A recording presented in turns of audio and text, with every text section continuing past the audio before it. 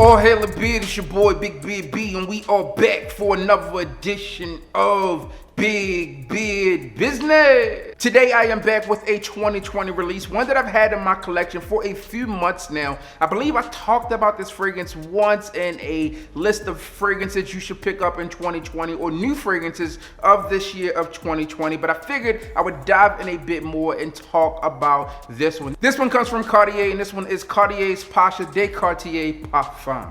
All right, that is a mouthful. But as I stated, this one is a 2020 release, and this one is a revamped, revised, reformulated, reconditioned, remastered, re-everything fragrance of one of their earlier releases, okay? So if you know anything about this Pasha De Cartier type of fragrance, these here are really this classic fougère type of feel. Now, this classic fougère type of feel isn't for everyone, but I think that this one is interesting enough to at least get your nose on and to see if this is something that you would be interested in trying. Now, the original released in the early 90s, I believe, maybe 1992, 1995, and to me, that one smells something like what my grandfather would be wearing, or at least that's what it smells like today. And this one here, to me, has a more mature type of vibe to it as well. I think that if you are in your early 20s, maybe teen, this is not a fragrance that you are going to be reaching for much, but if you're 30 plus, if you're a business professional, this is one that you might decide to grab and rock like a boss. However, if you're more mature, then this one may be right up your alley, especially if you enjoy these type of fragrances. To me, when you smell this fragrance, it's really going to force you to make a decision.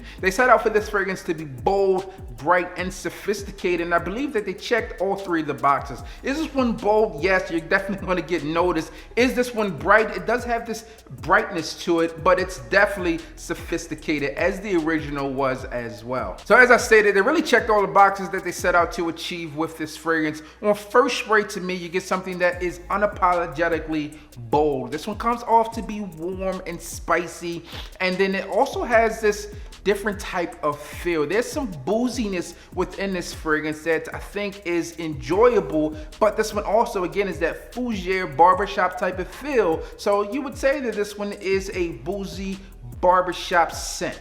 Now, I personally wouldn't want my barber to be drunk while cutting my hair, but that's a different story. Now, this one doesn't come off as this super boozy scent as you would get within a Killian, but you do get subtle touches of that throughout this fragrance that I find to be enjoyable. As I said, this one is warm and spicy, so it's definitely going to be one that you can get away with in those cooler months that come with the fall and winter. Some of your key notes in this one are going to be amber, you have sandalwood, patchouli, and they really come off in this nice way. Also, what I detect here, I feel that there's some type of, I don't know, like whether some type of bold chocolate or something really deep within this fragrance that I think is really stored away. It just comes off good. I think you get more of that booziness, more of that spice overall, but what you get with this one is something that is classy, classic, refined, but it also has a modern twist on it. Now, I've talked in the past about fragrances that are dated, okay? This one is a fragrance that was dated, and they decided to redo it and amp it up a bit, that way it could be worn in 2020 and the wearer would not feel out of place. Now, with all that said, one of the things that I would tell you to beware of when you're wearing this fragrance is the opening versus the dry down.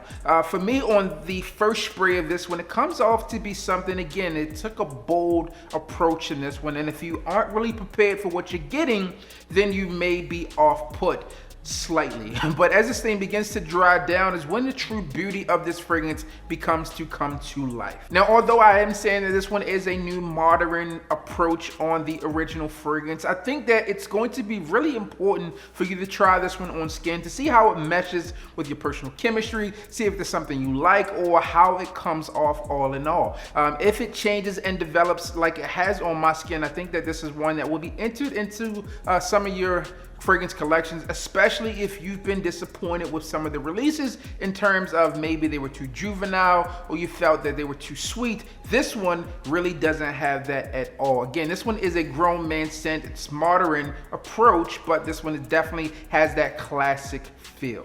One of the other pieces that I do enjoy about this fragrance, which just happens to be a byproduct of being in fragrance, or at least a designer fragrance in this case, is the low cost of entry. If you're looking to get into authentic Cartier products, then they can be expensive, and this is a good entryway into it, although most people won't know unless you tell them that you're utilizing this.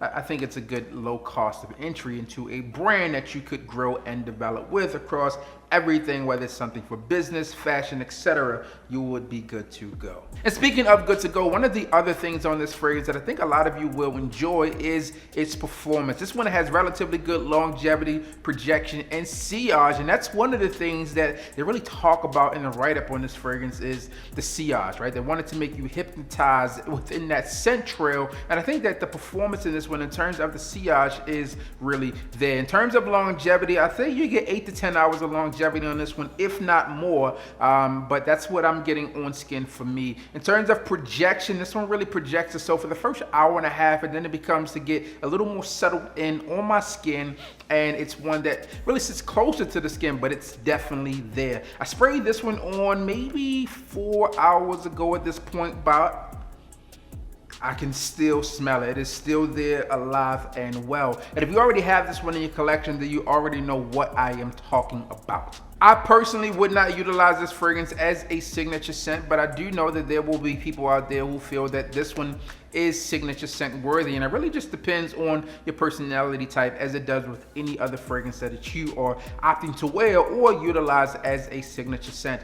The person I can see wearing this one is, again, I think this one is 30 plus, possibly 35 and up, and all in all, I don't think that maybe if you're in high school that this would be a go-to fragrance for you, but if you had a special occasion event, you may opt to go with something like this. But if you're in like high school or you know, early college, then you may opt to go with something that has a bit more sweetness along to it as well, and maybe not as mature, something that's a bit more playful to really consider of, you know, the things that you are going through at that age. All in all, I think this is a solid scent. I think this is one that you can grow into or utilize on special occasions. Get this one for dad, etc. I think this one is a good grab. So that's my takes on this fragrance. This one is a 2020 release. Let me know your thoughts and opinions on it. Have you had this one in your collection or any of the others within this Cartier de Pasha lineup? I would love to know what are your official thoughts and opinions. As always, I'm your boy, Big Beard B. If you like, comment, and subscribe. Tell a friend to tell a friend that we are back again.